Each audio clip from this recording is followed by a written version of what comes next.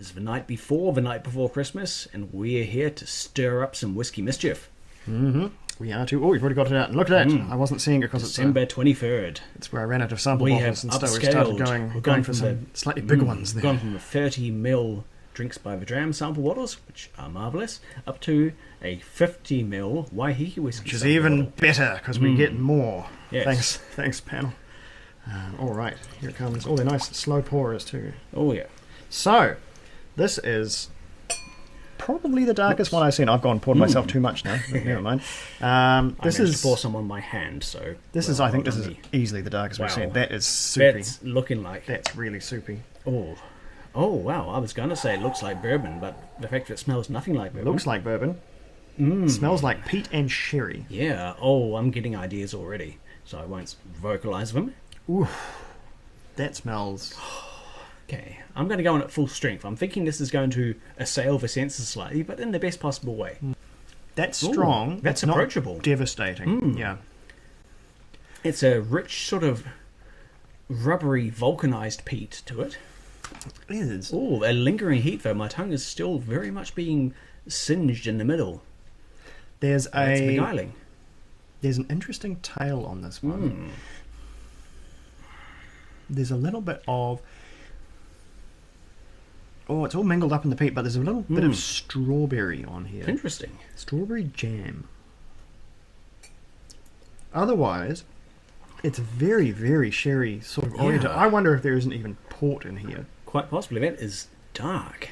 Wow. It's kind of a melange of Oloroso port and even PX. Maybe more PX than port, because there's a sourness to it, which isn't a bad sourness. That's just something you get when you get. Yeah, or a little bit of just a hint of pickled plum, even. Right. Yes, I think that will speak of more with water. That's a very nice whiskey too. I'm enjoying this quite a bit. Yeah, there's a lot going on, but it's a very dynamic peat. It's engaging. It's got a bit of a siren song to it.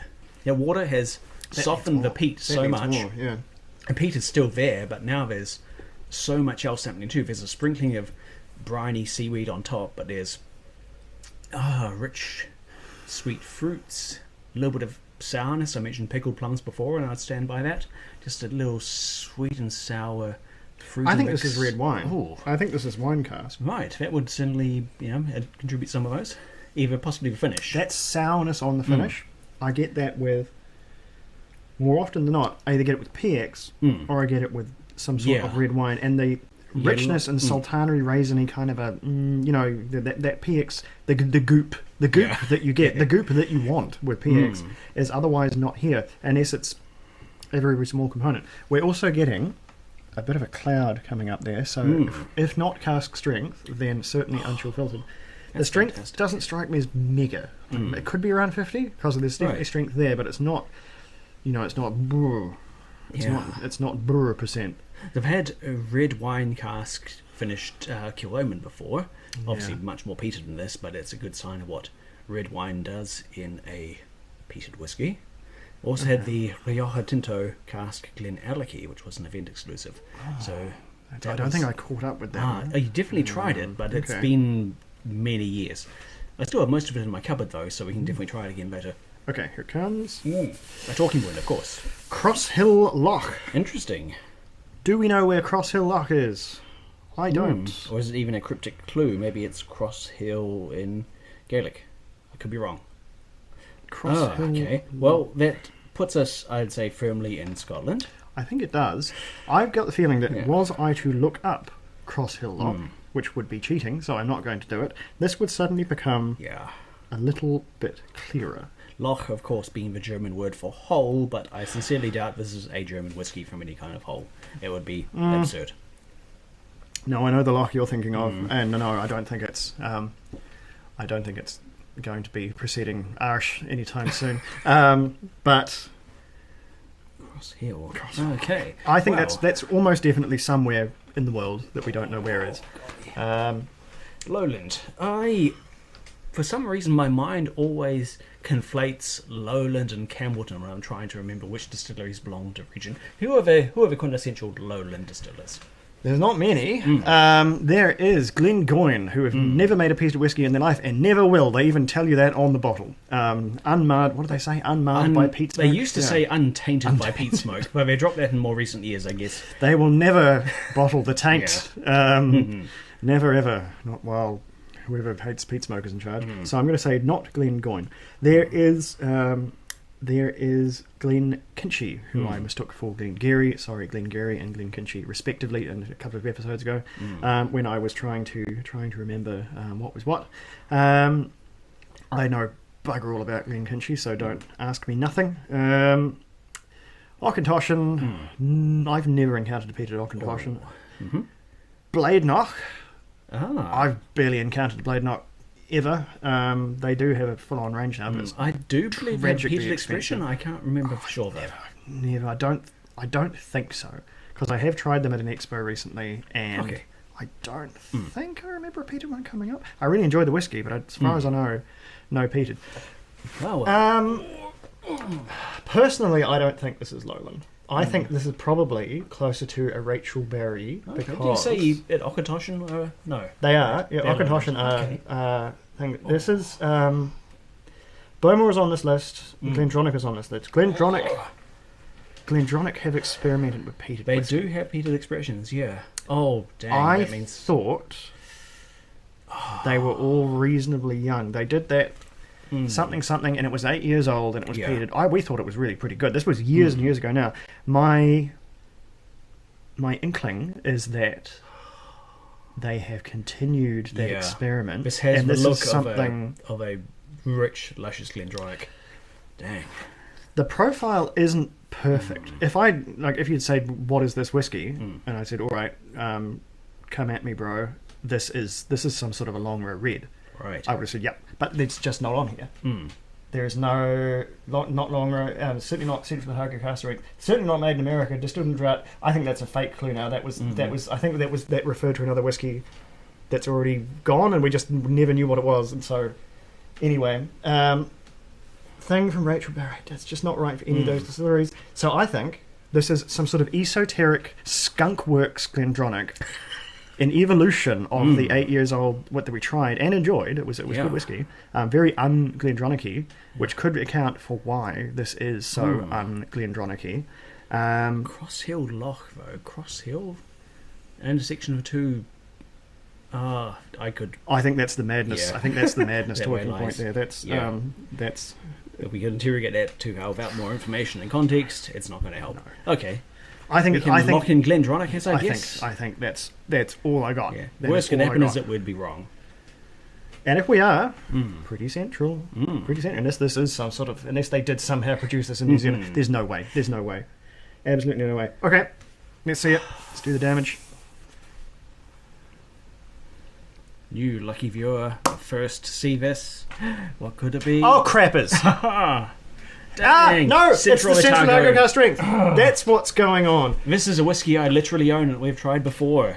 This must be such an old bottle. Yeah. Okay, so I'll give myself the spiritual point. Yeah. And this is in fact longer red. It's the famous Central Otago Pinot Noir cask. As reviewed on this channel X number of years ago. Did they remake it, or is this an ancient 11 bottle? years old. I believe it's 11, the one I have. Ex-bourbon, 4 years... 4 years fresh NZ... Fresh. 11 years in an ex-bourbon cask and 4 years in a fresh New Zealand Central Otago Pinot Noir Barrique. 51.4% ABV, so cask strength. I could have felt real clever if I'd connected the dots there, but I didn't. I've been holding out for a Lammermoor or a Cardrona for the Central Otago pick, but no, I believe that covers it. Yeah. That got us out of the trouble, though. Yeah. Because now I can confidently wipe that one off. And except for America, I don't think we've got any world travels to go on after this one. Thinking back to this whiskey, though, assuming it's the same expression, which is not guaranteed. We're going to have to see if they made another one. Yeah. They either made another one or this is ancient. I recall it being so much peatier than this, though. Whereas here, the peat is very much on par with that wonderful cask influence. So, Yeah. All right, we're going to have to do some research here, and then we've got some really hard decisions to make about where this goes, because this is and always has been, pretty legendarily good whiskey. Okay. So we're back after the cut. Catch us then. Well, we're back after some deliberation and some contemplation. Turns out this is not the Longrow Red. No, Pinot they Noir did remake finish. it. Yes. We tried this, we've looked at it a full 5 years ago and rated it highly. But that one was an 11-year-old. That includes a 3-year finish in those Central Otago Pinot Noir red wine barrels. So this one is both way more recent. This was a 2022 bottling, which must have gotten out under my nose. It's also way older. Full 11 years in bourbon, and then a full 5, and that's a second maturation at that point. No bones about it. That's nothing doing there. And we really need to compare it side by side to say whether this is better or not. On paper, it should be better. We've saved a generous amount in the bottle here. We could. I'll put the lid back on to preserve all that whiskey goodness, just in case. Because I don't feel so bad about not guessing this one. If it had been exactly the same expression, I would be mildly kicking myself. Thinking back, and if we got the original one, someone would have to be sitting on that for. I've got at least half a bottle. They'd have to sit on whiskey like Dave sits on whiskey, which is not common. It's a very uncommon feat. We have the means though to try them both side by side. I remember the original one being even fruitier, like having actual central Pinot energy to it, like cherries, as well as the strawberries. Though I did get a little strawberry on this one, but only that could have been. I was getting more Springbank strawberry than I was Otago strawberry, which is trust me, they're two different strawberries. The old one definitely bigger on the peat though. I took a quick look at our old YouTube video. I didn't watch it, of course, because I hate hearing myself on tape. Funnily enough, for someone who does YouTube. Anyway, but looking at the comments, someone noted that mentioned a tasting note of bicycle repair kit. That unique mix of vulcanized rubber and strong acetone solvent glue. Much peatier in the older expression. So the damage, I guess, of Glendronach, though not as ruinous as an international trip, was a bit of a whomper. That was basically Scotland, as I discovered. That is 4,400. 400. Scotland's not that big. We'd have way more whiskey available if it was. 412 kilometres. If you're staying on the Scottish mainland, that's about as far as you can go in a straight line. Pretty much. And this one, as a bit of a curler, we had this discussion in the time compression chamber, because we both historically and presently really like this whiskey. Number 4, it's going above the Ardnamurchan, below the Enigma, but only a hair below. Got an isn't Springbank doing well in the list here? Although Springbank always does well. That's why it's so hard to find. New number 4. It's all happening right at the end here. The list that looked like it was set in stone is being rocked to its core. We'll put this one aside, and hopefully we'll revisit this one alongside its predecessor in the new year. That might be interesting. A bit of a comparisarino on that one. Oh well, if the you're content really creates itself. Hungry for extra, then we will put that one on the docket. Well, I'm hungry for more whiskey, so let's take a break until tomorrow. The Christmas Eve dram. What's it going to be? It'll be whiskey and it'll be good. Those two are likely scenarios, and both the ideal. Okay. See you then.